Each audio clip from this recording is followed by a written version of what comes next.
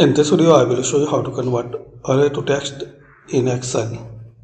So firstly, we need some random name list. So we have this name list,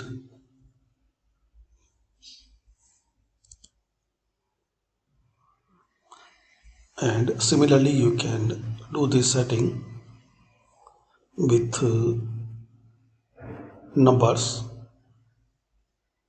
So equal array,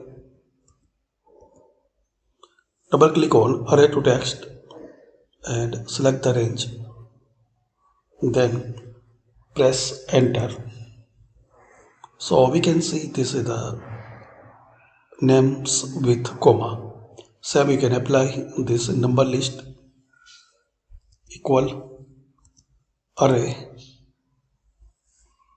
Select array to text, select the range, press enter like this. Thanks for watching.